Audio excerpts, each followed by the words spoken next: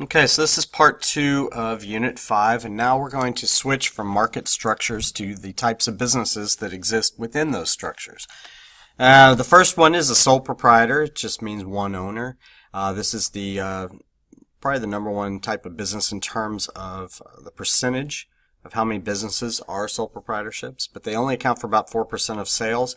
Know the advantages and disadvantages of each. When we talk about liability, we're talking about the responsible, especially to pay debts. So, the owner would be responsible here 100%. And so read through some of those. The advantages and disadvantages, it's easy to start. Few regulations. These are usually smaller businesses. You get all the profit if you're the owner after you pay all the cost. And you have full control. The disadvantages, again, that liability. You have very limited access to resources. It's hard to get a bank loan, for instance. It's hard to get the money raised to buy the equipment, pay your workers. And there's a lack of permanence, usually with workers. There's no way they're moving up because it's a small operation usually, or they're never going to, be able to climb to the top because you're always there as the owner. Or maybe, corporate world offers a better healthcare plan than a sole proprietorship would. So, a lot of disadvantages there, but, people want to be their own boss. Now, another thing you could do is what we call a partnership, where you have two or more people who divide on a specific division of responsibilities and profits. That's about 10% of all businesses, about 15% of all sales. And there's three types, and so know the differences between these. On a general partnership, you have basically at least two partners, but everyone is what we consider general partner, which means they all have full responsibility and liability. So when you see the blue outfits here, that's supposed to indicate a general partner. So when you move over to the limited partnership, notice that there's still a blue outfit. You have to have at least one general partner who's going to be liable, and usually they're going to be making most of the business decisions. The ones that are now in the gray outfits are what we call limited partners. So in a limited partnership, you have one general partner at least. You can have more, but then you have limited partners. They're usually people that put up money. They don't really want to run the business, but they do want to cut of the profit. So they'll help you finance your operation and start the business usually, and you would run it if you were the general partner in the limited partnership, but then you would be paying them as partners, even though they're not, necessarily running everything. And then in a limited liability partnership, there are no general partners, but you might have people that put in their own money for their own practices, but then they work together with the other limited partners to finance things they share. For instance, think about a dentist or a doctor's office. There may be four doctors operating, working out of a certain office building, and they pay one receptionist or one, they have one waiting room for all of them. They all collect money and equally pay the rent. And they share some of the equipment, but they all have their own private practices so that one is not liable for the actions of the other. And so that's one way that they can protect themselves in those situations.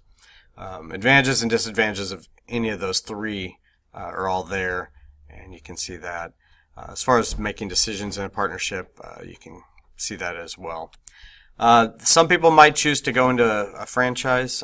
You own your own business, but you pay a parent company for the right to use their name, sell their products.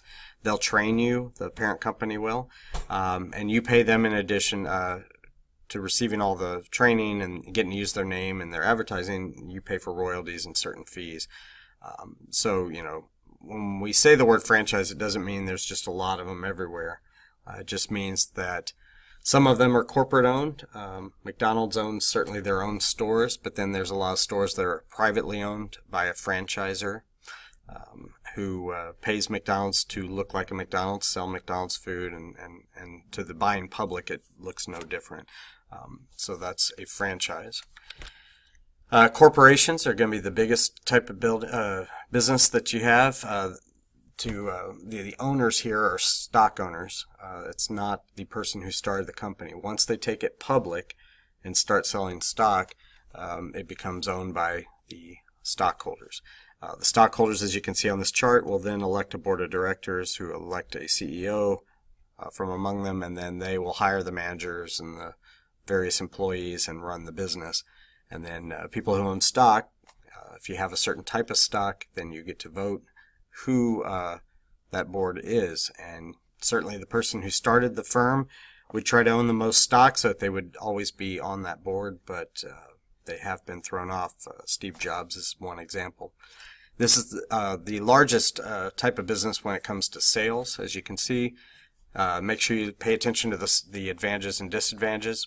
Companies that join and buy up other companies, we call them mergers when they combine with others. Know the three types. Then multinational corporations are when they operate overseas, and that has some unique advantages and disadvantages you definitely need to know, as you can see here.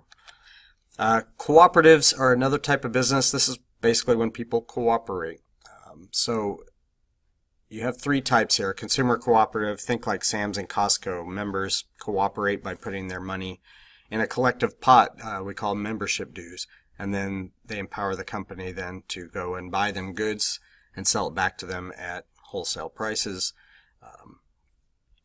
And so they all kind of win there. You get goods cheaper than you would if you were just buying it at regular stores by cooperating there. Service cooperatives, again, you're cooperating here, but it's for a service, not a good. So like a credit union, everyone's banking there, but they are giving themselves good deals on, let's say, car loans, where the general person can't just come in and apply for that. They would have to be a member of the credit union, of the cooperative, to qualify for it. And you'll see this in insurance and healthcare as well. And then producer cooperatives, typically this is agricultural. Think like a farmer's market. The producers might work together for advertising and to kind of have a central location where they're all going to be to generate more sales than they would if they were operating by themselves. And then nonprofits exist for helping society, benefit to the public. You can see a big list here: museums, public schools, hospitals, adoption agencies, churches, synagogues, etc. The profits, they make profits, but they don't go to the owners. They're reinvested back into the business. So we say it's nonprofit because people at work there are just getting their actual salary. They are not benefiting like you would in a for-profit corporation, where bonuses might be paid or incentives and things like that. So this could also include professional organizations, business associations, trade associations, labor unions. And so that is the end of these.